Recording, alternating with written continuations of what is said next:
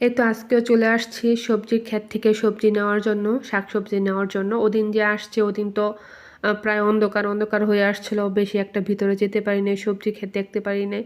আমার তো এগুলা দেখে আমার খুব আনন্দ আসছিল, তাই আজকে তাড়াতাড়ি চলে আসছি সম্পূর্ণটা দেখার জন্য, আর আপনাদের দেখাবো তাই। তো এই তো তার পাশে জমিতে জৈতুন বলে এটাকে, আপনারা তো অবশ্যই চেনেন।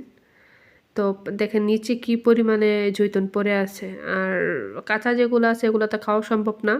আমরা এখানে যেগুলা কিনে খাই এগুলা সিদ্ধ, লবণ দিয়ে সিদ্ধ করে তারপর আমরা বিক্রি করে ওইগুলা কিনতে হয়, কারণ এইভাবে কাঁচা খাওয়া এটা সম্ভবই না, অনেক তিতা। তো লাস্টে আপনাদের একটু সম্পূর্ণ জমিটা, সবজি জমিটা একটু দেখাই। তার পাশে দেখেন কি সুন্দর পাহাড়, যেরকম দেখে মনে হচ্ছে এক টুকরো বাংলাদেশ, তাই না? আর কার কার কাছে ভালো লাগে গ্রাম অঞ্চলে শাকসবজি অবশ্যই কমেন্টে জানাবেন। আর আমার ভিডিওগুলা আপনাদের কাছে রান্নার ভিডিওগুলা কেমন লাগে সেটাও জানাবেন।